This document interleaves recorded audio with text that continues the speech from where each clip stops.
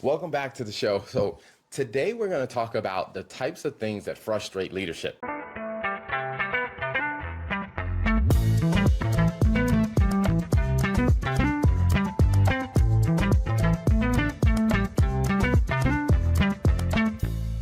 In all the conferences that I go to, all the podcasts that we've done over the years, the truth is leaders are frustrated about many things when it comes down to their organization. And we've experienced it from being leaders to being on teams with leaders to supporting other leaders. And so I think it would be helpful for us to talk through what are those things that frustrate leaders. So from your perspective, when you hear that topic of things that frustrate leaders, what initially comes to mind for you?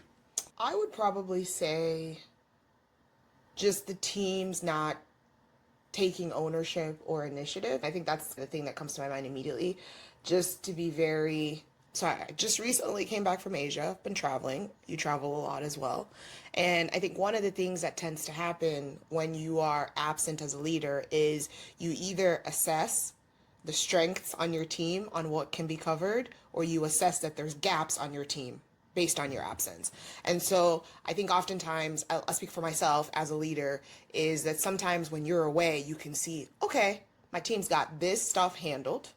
And then sometimes you can also see, oh crap, like, all right, I probably need to do a better job of how I'm communicating the ask on certain stuff. So I think usually being away as a leader gives you a pretty good indication of where you need to, from my perspective, where you need to do a better job at like empowering, or let me not say that, equipping your team to do certain stuff, and where you're like, okay, they got this handled. But to be honest, like usually that's not the first response that comes to your mind when you're traveling and you're thousands of miles away and something doesn't get done. You're like, what the heck? Like I think immediately as a leader, sometimes you're like, what the heck? Like we've talked about this, or like in some cases is like, why did they not think about that? So a good leader eventually comes to say, okay, the buck stops with me. What is it that I need to help the team do better? But just in general, I think the first thing is oftentimes frustration of feeling like in that moment when you feel like your team is doing a great job on a specific task, you're like, okay, it makes you feel really proud. At least for me, it makes me feel really proud when I'm away and I know that my team is managing stuff and they do it really well. But then also when there's gaps, then it makes me like ask the question of like, all right, that's not the first question I asked, but usually the second or third question is like, all right, what can we do better to prevent these gaps from happening again? Awesome. So I noticed you mentioned about what is a good scenario. So I want to take a step back and I would just want to focus on the frustration for this part of the Yeah. conversation because I do think that's something that we don't really talk much about. Because when I think about a leader being frustrated, most of the time they don't have anybody else to go talk to. Or Sure. sometimes I've seen some leaders, they'll go talk to their staff, like the people or the person who is frustrating them, they'll go talk to their staff. And a lot of times what it does, it breaks that, I guess you would say, that professional respect that people may have for their leader sometimes if you're venting to the staff as a Yeah, leader. and you know what, to be honest, I feel like I've had direct reports for probably 10 plus years of maybe 8 plus years from corporate to owning the business. Because even if actually probably more than 10 years, 20 years as the first child, firstborn daughter of my mother, and having younger siblings. Let's be honest, right? There's leadership everywhere. So not just on the business side, if you just think about on the personal side. I have probably been a leader most of my life as an older daughter. But I think the question that always comes, oftentimes what happens is when you step into the space where you go to vent to someone who is basically you are leading, I feel like oftentimes what happens is it then becomes you end up supporting them. Because you coming into the situation, you're like, all right, this is, for example, if, and I'm going to use a very simple example so it's not an issue. If you are planning a family vacation, Yeah. okay, I used to be the one who would plan. Before I got married, I used to be the one who would plan pretty much the family activities. And my parents were like, yeah, Lola's got it super organized. Where are we going? I would give my family, like people in my family, like certain tasks. Okay, you need to go do this. This is what you need to do. You need to call. And then when I'd follow up and I'm like, you didn't call.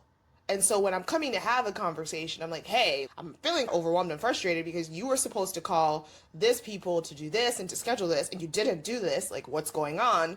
And then it would end up being, man, I'm so busy and I'm so overwhelmed, and I just feel like I failed you, and I'm so sorry, and you're just so perfect, and you just do everything right. I'm like, bro, this is not about me. This is not about you. This is about the fact that you did not do what you needed to do. And I feel like sometimes when you go to your team or you go to someone who had a responsibility to do a task that you are leading, that sometimes it ends up, you feel, for lack of a better word, sorry, an asshole, if you are the one now saying, all right, I feel frustrated because you said you were going to do A, B, C, and D.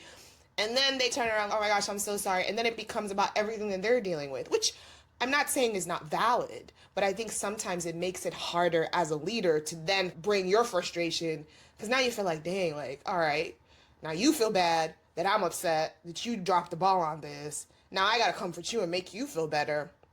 And so I just don't think it becomes a good space as a leader to go vent to your team, especially because I think, like you said, it like kind of draws it brings that boundary down that you've established, because I think sometimes the team sees like their leader is almost like being able to manage everything, even on the personal side. Like, yeah, Lola's gonna take care of that. Like, she's got a handle, she's fine.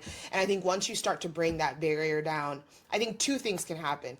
I think one, depending on the maturity of your team member, they could come and say, all right, fine, Lola, I get it. I didn't understand you were under pressure here. I can do better. I can step up and handle things. But then in other cases, it just becomes like them feeling bad that they dropped the ball, and then you end up having to like make them feel better about themselves. Those are the two scenarios that I've seen. What are your takes on that? I often think about those frustrations that you have as a leader, like the things that you are upset about. I think you got to have a healthy outlet outside of your team, because I think it's like that analogy of how parents should be parents instead of focusing on trying to be the friend of their child. Because I think if you focus too much on just trying to use your team as like the emotional support for your job as a leader, it's gonna change the dynamics of your leadership, and then it could lead the team to having less respect for you. But at the same time, you do need to find an outlet for that, because Yeah. there are times where the team is doing things or not doing things that are causing you issues, and you can't just hold it in, because at some point it's just going to blow up and it's just going to come out. And so I think about that for myself personally when it comes down to the people that I've led, is at times before I've done that where I've gone to the team and I voiced my frustration and it didn't go well. There have been times where I just held it in and then it just blew up at the wrong time, or I was so distracted by my frustration that I was missing opportunities to lead the team well, because I was in my feelings about some of the team members. And what I realized is, you know what? A lot of this could have been resolved had I figured out how to have healthy conversations with the team members about the things. And when I started to really dive into it, one of the things that I noticed is part of the problem was I wasn't giving very clear instructions on the front end. I would agree. Yep. And then I think on the back part is I wasn't holding the team accountable. And then when the team missed, some of the times I was in the background trying to fix it, in avoiding having that very honest conversation with the staff about, hey, here's what we agreed to. Here's when you were supposed to get it done. You didn't get it done. Let's talk about it. What happened? Why didn't you get it done? And then I think in that conversation, just letting that awkward silence sit Oh, yeah. for them to actually answer the question, because I think that ends up changing things. So I guess for you, how did you really approach like figuring out how to navigate that frustration? I think earlier in my leadership, more so corporate and business and less on the personal side, I think earlier on as a leader, I don't know if avoid is the right word, but I just didn't like those awkward silences. And so I think that I would dread giving feedback. But one of the things that I realized is that if the team doesn't know if someone doesn't know that they're not performing, it's a different, if someone doesn't know that they're not performing well, or let's say they know, but if they know they're not doing a good job and you don't share it with them, you're not really giving them the opportunity to change and become better. And I think that for me, the biggest thing that helped me, and I think ultimately helped my team and people that I worked with, is separating the person from their performance. And I'm going to explain that a little bit more what I mean by that. I have had a tendency in the past, and I think because maybe it's a personal thing for me, to see my team or to see myself based on how I perform, right? So if I'm not performing that, I don't see myself that well. If I'm performing great, I see myself as a great person in whatever that space is, right?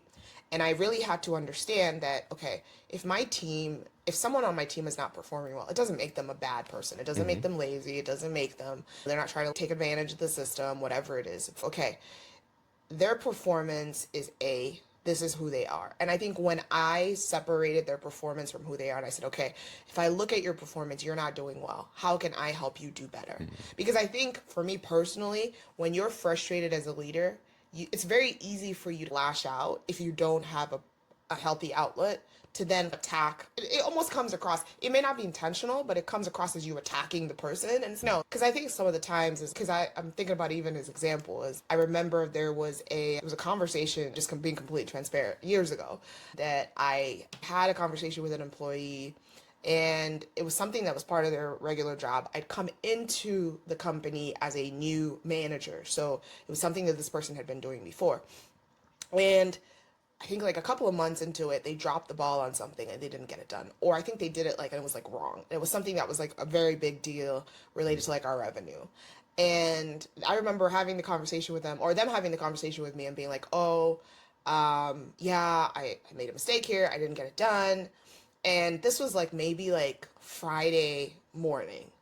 And I'm like, okay, you didn't get it done. This is a big deal. It needs to be fixed. What's your plan to get it done? And they were like, I plan to leave early because I plan to leave early because like my dog sitter and I were supposed to go to this rodeo event. And so I don't know if I'll be able to get this done until Monday. And I'm like, okay, I'm happy for you that you are going to this rodeo event with your dog sitter. Great. Have a wonderful time.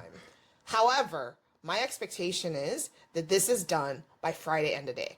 I think that for my mind, in the past, how I would have handled that situation is be like, what the heck are you talking about? Where are you going when you freaking messed up? I feel like I probably would have been like, dude, this is your responsibility. You knew you had to do this. And just be like, very much attacking them as a part, like attacking their, I don't know how to say it, but the channel would have been like, this is completely irresponsible. How dare you do that? Versus the second approach was like, okay, you can do whatever you want to do. I have no qualms on that. My expectation is that this is done before you leave today. This needs to be done today. So however you want to figure that out is completely up to you. If you want to go to the rodeo and go there for 45 minutes and come back, I don't care. My expectation is that this is done. So like less on dictating how they fix the problem, but that the problem gets fixed. And I think for me, that helped me like disassociate it from the person. So that's my. And I think that's a very common thing that frustrates leaders.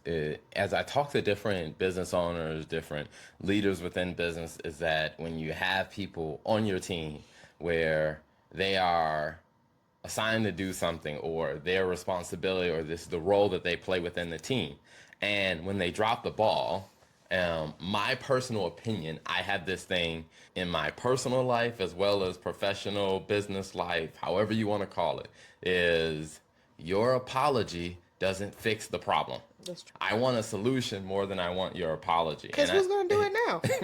And I notice a lot of times for a lot of leaders, they're dealing with that challenge of someone dropped the ball on something. And they're coming and they're saying, oh, I'm sorry, I did it. And it's just, your apology isn't going to fix the problem. And I think that is something that you have to develop a culture around, because even as as an accounting firm, I think about that for our clients. Like, if we drop the ball and we make the mistake on something, the client isn't going to be happy because we say, hey, sorry, we messed up on that. It is what it is. Even if you went to a restaurant and they messed up your order, you don't want them to say, oh, sorry, we messed up your order. and then take no action. Right. And I think it really has to be a culture that leaders have to develop. And I think to what you said was really pointing out to them like, hey, here's what the expectations are and holding to it. So I want to talk now that we've talked a little bit about like kind of those things that frustrate leaders. So we've talked about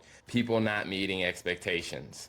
We've also talked about people over relying on the leader to be the one that comes up with the solutions, all the plans and the details. We've talked about a lack of communication from the people to the leader. So now that we've talked about some of those things that are the cause of the that frustrate a leader, now I want to dive in a little bit more as we go through talking about what is it, what can leaders do to actually create that culture to where those things that are frustrating them, there are solutions to those issues. So I know you've already talked about it some, but let's talk about, for example, people not being fully aware of what the expectations are. So, what would you say that things that a leader can do to help make sure the expectations are clear?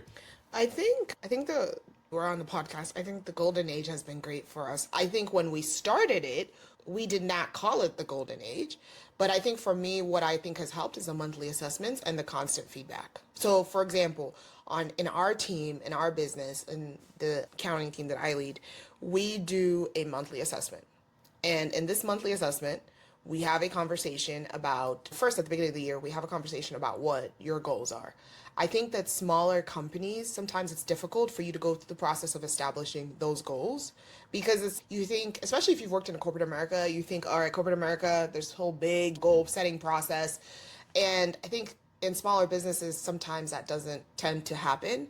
And so I think just setting the goals and saying, all right, this is what the goals are for each person on your team. And it's very individual to what it is that they do.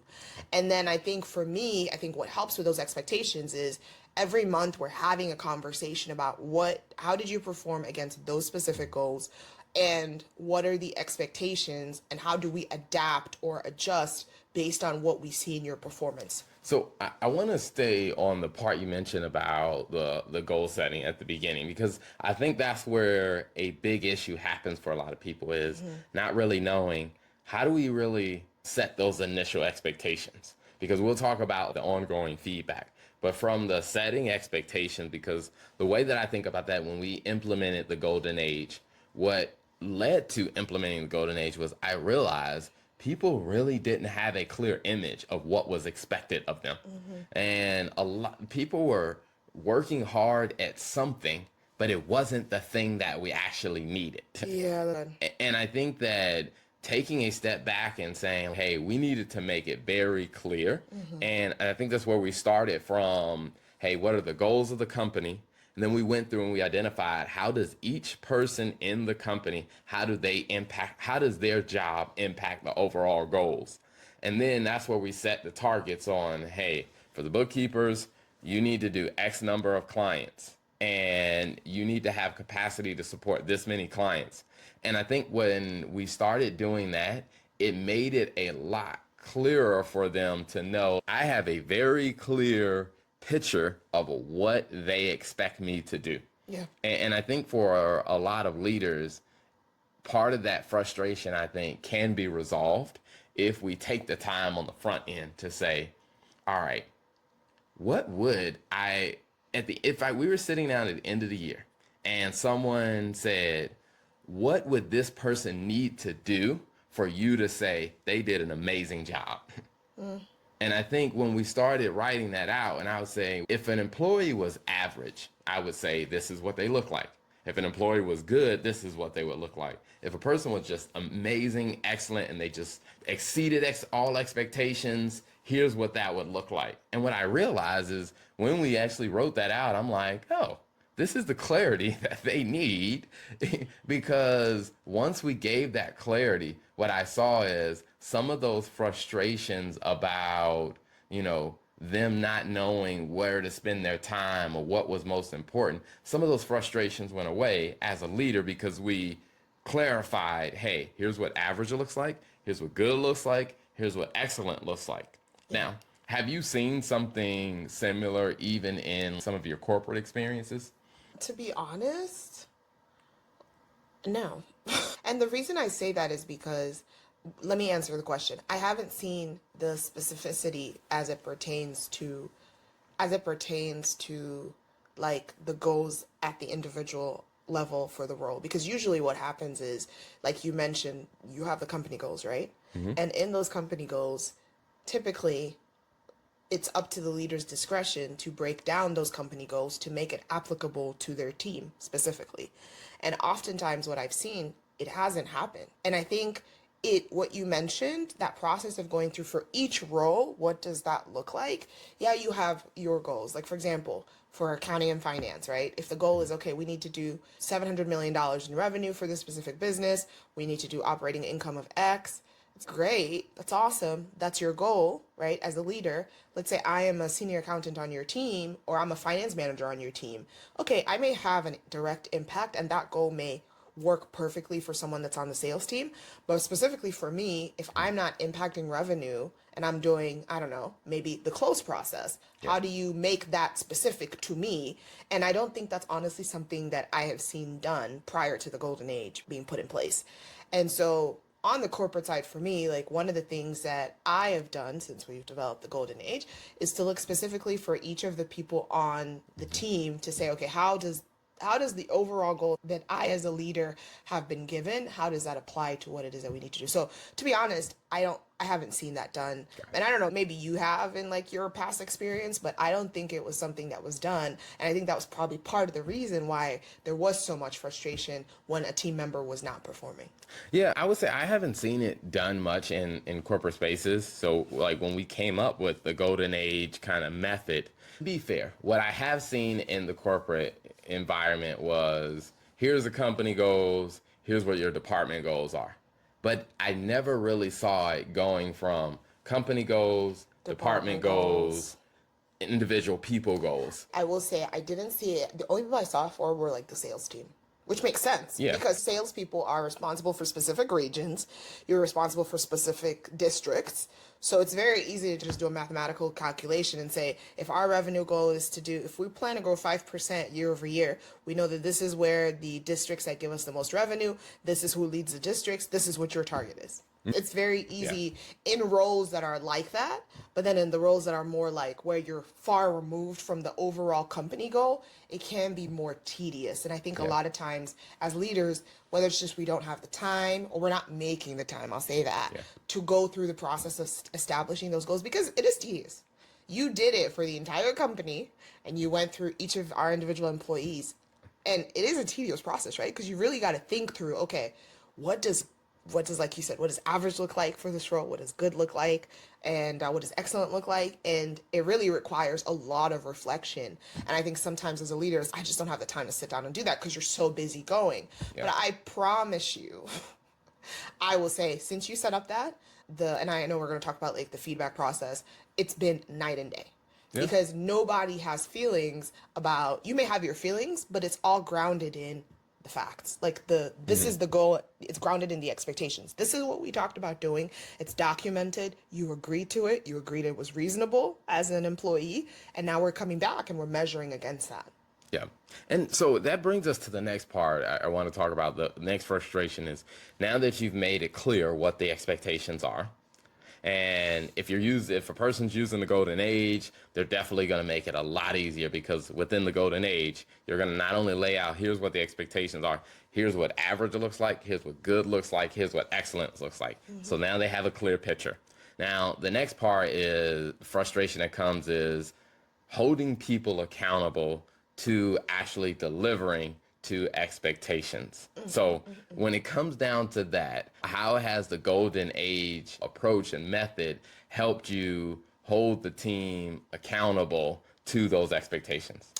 I think it's taken the emotions out of it for me personally and I think it's also avoided miscommunication because I think once you're clear on what the goals are, nobody's coming to the call wondering, what is Lola going to talk about today?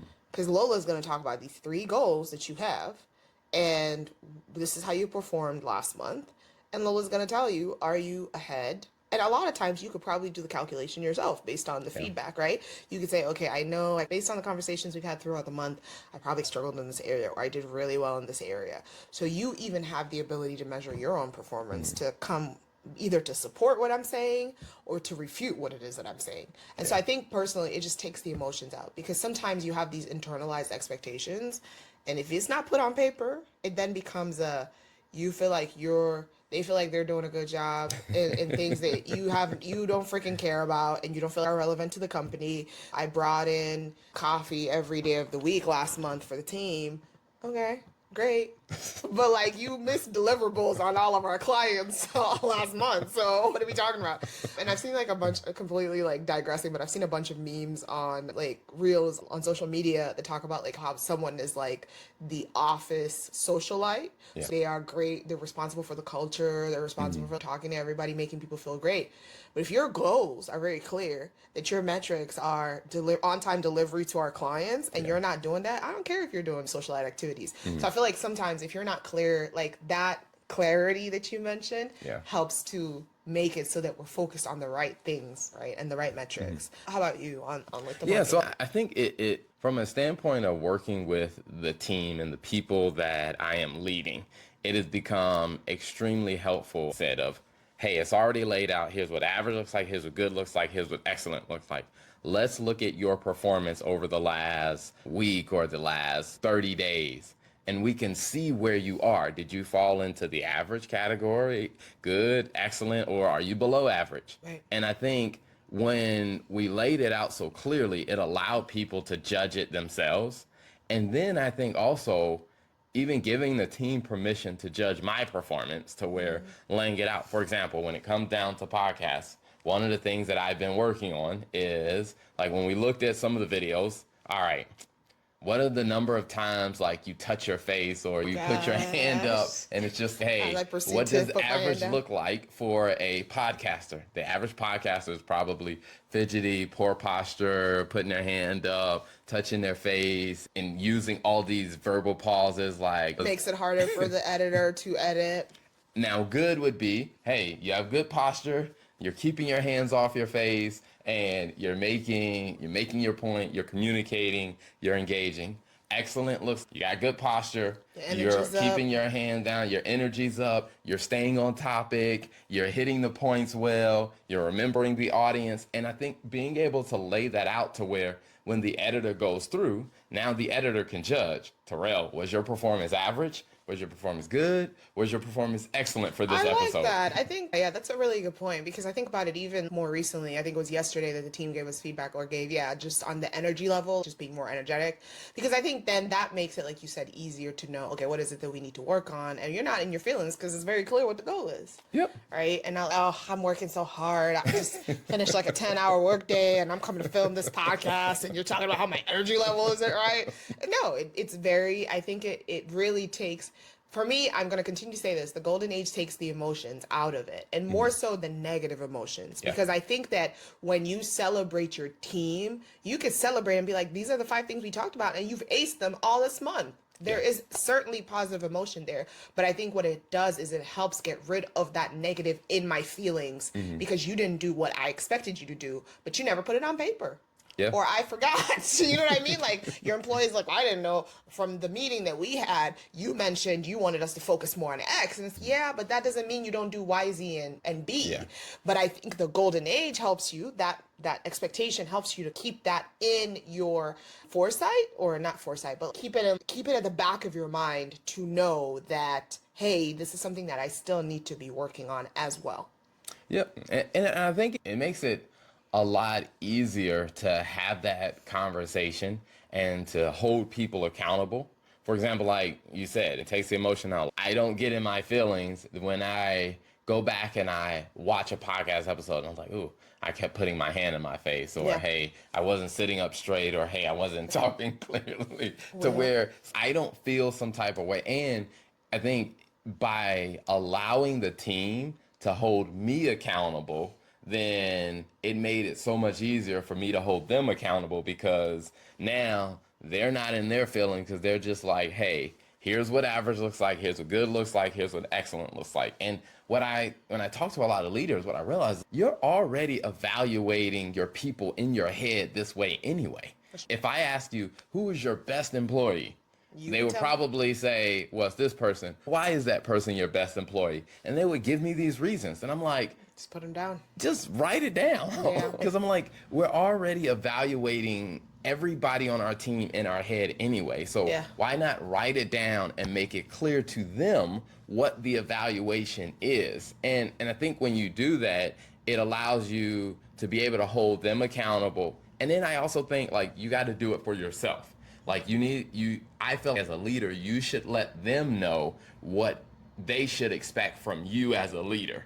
And you got to show up and you got to deliver, because if you won't show accountability as a leader, then they're probably not. And I think back to something a mentor of mine told me once before, is that when you're leading other people, your people will probably do maybe 50 or 70% of what you do. So if your accountability level is here, your people, their accountability level is probably going to be somewhere below that. And so you have to realize that you are setting the standard. Yeah, that's good. And if you set a low standard, just expect your team is probably going to be below that. Because if you're setting a low standard, anybody on your team who is performing above that, they're not going to be on your team very long, because they're going to realize this environment doesn't have room for me. Because if you're here and your people are here, they're going to be leaving soon, because they're going to be like, hey, no one's leading me because my leader is behind me. That's it. And no one's going to want to stay in that environment. And I think for a lot of leaders, the frustrating part for them is when they are leading is, how do I create something simple that allows me to hold people accountable on a regular basis? Now, the next part I want to talk about, and this part becomes frustrating for leaders, is, all right, Terrell, I listened to what you said. We use the golden age. We set the goals. There's an average, good. There's an excellent goal. We have the reviews on a regular basis. Like, we meet with the staff monthly to talk about their goals. But I'm still seeing gaps. They're still performing under average, or they're still performing at average. But I know that they have more potential. It can be very frustrating as a leader when you know that your people are better than what they're currently doing. So, as a leader, how have you approached that in the past? And then I want to talk about how you approach it now that we utilize the golden age. I'm laughing because when you said underperforming or they're under average, I'm like, they need to be fired. Okay, so in the past, I probably have approached it, okay, I'm not gonna lie, under average, fired. Like, that's okay. Mutual separation, let's say it that way. And I think there's, so mutual separation. And I think it's worked well for us sometimes, because I think it's just, okay, if you're not a good fit, and sometimes I think I also had to realize what you said was very important, that in that area, I didn't set a good example of what great looked like. I didn't set a good example of what average looked like. I didn't set a good example of what excellent looked like in that specific area. So in some respects, I had to take accountability, be like, all right, I haven't really been clear, or I haven't set this person up for success. Yeah. That's where I am now. Before, I would have just been like, all right, they're the problem. This isn't working. Maybe time for you to go find something else. But I think now it's more so the idea of, okay, I'll take it this way. Have I done a good enough job to give you what you need to be successful? Like, in that case, if I'm giving you constant feedback and you're still underperforming, I think for me, what has helped is to say, okay, and I'm going to use like an actual example, is this is what the expectations are. And we have a conversation about it, and I'm saying, hey, where is it that you need my help to get better in this area? Because this is not sustainable, right? So if it's, okay, I'm struggling with this, these are the areas that I need to learn, okay, we're going to give you the proper training to get better in that area. And we go through 1 month, we evaluate your performance, it's not getting better, okay. Second month, we say, all right, what is it? And in some cases, to be honest, it's this role is not a good fit for you. And I think a lot of times, sometimes when I had an employee a couple of years ago where they really struggled in a specific area, in a specific group, in a specific role, and they were underperforming. And what I had to evaluate is, a lot of times it's not that people are lazy, it's just their skill set doesn't match with the role that you've put them in. Gotcha. And when I moved them to another role, they actually ended up being the top performer. It was something completely different, didn't have really a lot to do with like the accounting, the technical stuff. And when I moved them to that role, they ended up basically getting promoted to manager eventually in that role. So sometimes it's a question of, all right, if the person is continuously underperforming and they're below average, is it a skill set issue where where they excel and what they're good at, if there's specific parts of the goals where they are above average and they're doing well, okay, is there room on my team to maybe give them other responsibilities where they can excel more and be a better asset to what our overall goal of the business is? Yeah. If you're not big enough to do that, and it's just that they're not, their skill set just doesn't work for what it is that you need, then to be honest, oftentimes the conversation is, it is in your best interest, not just for the company, but more so for the employee, that you don't continue to put them in a position where they are underperforming, and it's just not, it doesn't work. So my recommendation, and I think personally what I've seen work, is once you give that feedback the first time, I think at least give it a couple of months, because once you give that feedback the first time, it's like, all right, it takes time to set in. Yeah. You're under average or you're at average. Let me stay with under average. You're under average. This is how you're performing. You come and you have a second conversation and they're still under average. Then it becomes, okay, are you leveraging the right tools, the tools that we've given you, right? Because you got to give them tools, whether it's training or whatever, spend time with them to understand, okay, where is the gap? And then once that's done, is if they're still not performing, then is it a skill set issue? And if you can't position them into another team in your business that allows them to exercise the areas where they are good, then it's time to have a different conversation about them exiting the company. You know, I think that's a really good point, because I think that's the part that I've noticed, even in my own leadership, I missed out for years. And even now when I talk to other leaders, is we'll have a conversation. They're like, I set the expectations. This is what the person should be doing. The person hasn't lived up to it. And I would ask the question is, okay, all right, how did that conversation go when you talk to them about them not living up to expectations? And what I find for a lot of leaders is they either don't have that conversation at all, or when they have the conversation, it really wasn't a productive conversation. It wasn't like they went into the conversation really looking for a solution or trying to get to a solution to the problem. It wasn't in their It feelings was more conversation. of, I just want to point out this problem. I want you to know that you're underperforming. I want you to know that I have a problem with your performance. That's what I mean. It's an in my feelings conversation. I know because I've done it. and so I think when we started using, when we came up with the Golden Age method, was one of the things that I realized was very important is, now that we give a clear picture of average, good, excellent, is really having a conversation with them on, like, where did you fall on the scale this month?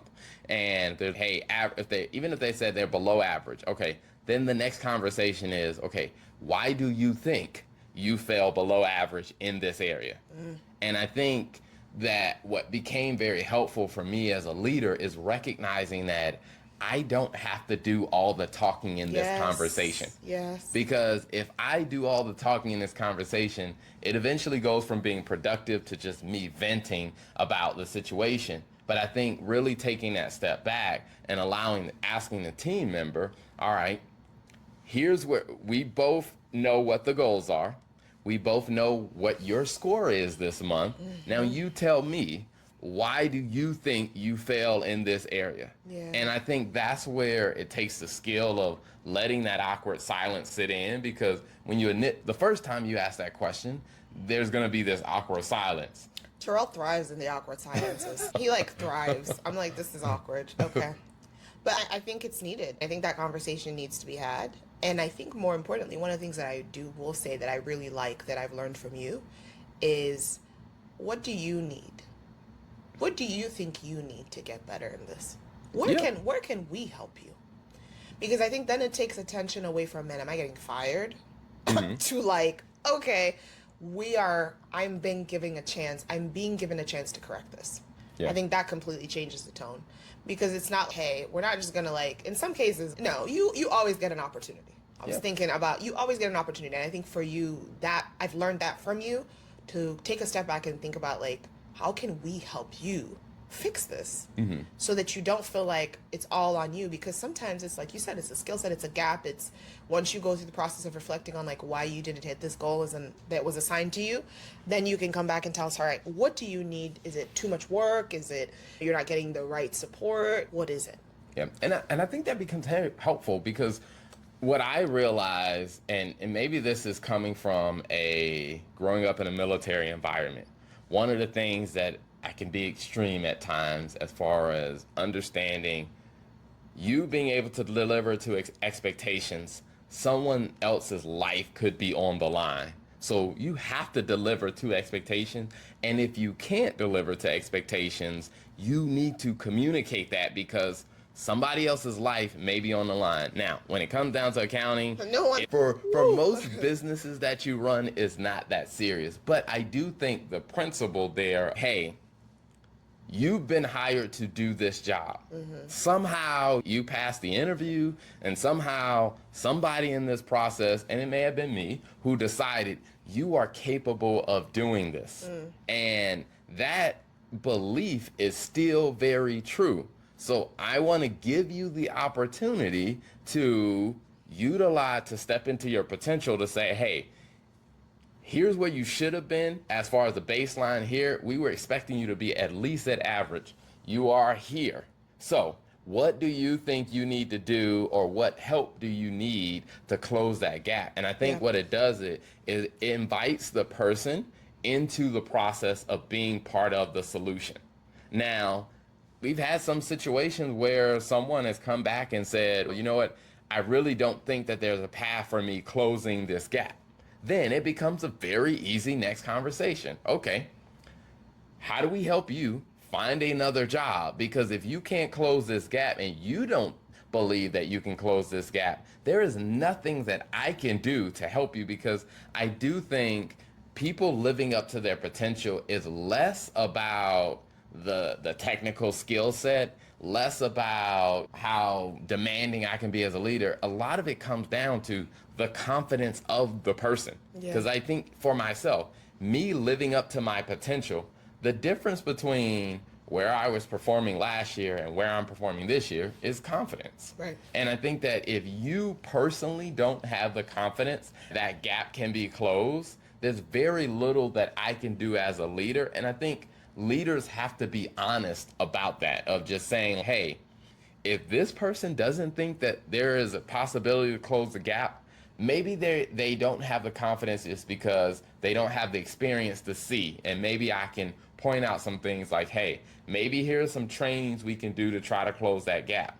But even after I give them some resources, if they still feel like they cannot close that gap, then it's time for them to find a job somewhere else. Or it's time for us to find a different type of job for them, if that makes sense. Yeah. And I think that's the part that a lot of leaders really struggle with, is because maybe they have clear goals and maybe they are having those conversations, but I don't think that they really approach those conversations and inviting the staff member to be part of the solution. Yeah.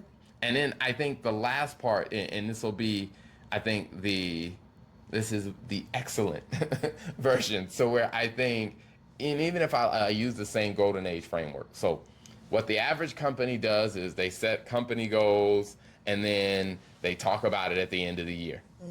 What a good company would do is they set company goals, they bring it down to the department level, and they have conversations maybe quarterly with the staff members about it. An excellent company sets company goals, set department goals, they bring it down to the individual level, they have conversations regularly, and in those conversations, they also talk about what needs to happen for you to get better. Like, how do we get you from average to good? How do we get you from good to excellent? Like, what support? Where it becomes this team effort to really help people move closer to their potential. And then I think also what I realized in that process is the staff members move to their potential a lot faster, because when in those conversations, what I would let them know is, hey, I know you are capable of being here. you are currently here. I think you are capable of getting here. And I think me expressing my confidence in their ability gave them confidence to say, you know what, if he believes that I can do it, then I probably can do this. And what we started seeing is people's performance really started improving by taking a different approach, and my frustration level started going down. Agreed. No, agreed. I think that's really good insight. And was there anything else you wanted to add on that specific topic? I'm trying to be mindful of the feedback that the team gave us on the podcast about making the podcast shorter. So I'm trying to be mindful of time. Anything else you wanted to recap? Or? Yeah, I do think that the last thing I would say is that the frustration for leaders is very real.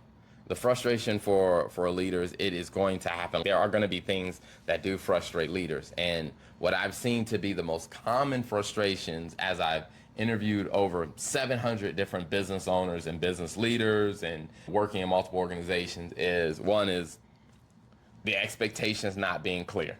Like people working on things that don't actually align with the real priorities. Like bringing people coffee. Yes. Or sharing memes. Like, hey, I'm fun to work with. Yeah, I need performance. That's not the performance I need. If your role is talent management, maybe that's a metric. Even with talent management, like I need results. Like personality will only take you so far. I need results. Yeah. And I think for leaders, the solution for that is to make it clear what are the results that you expect from this person, and tie it back to what the overall company results are or the company expectations are. I think the second one is the people on your team just being oblivious to how their actual performance compares to the expectation. And I think with that, using the golden age, having those conversations with them. And then I think people living up to their expectation, like no one we hire is going to come in the door and be excellent the day they step into the door.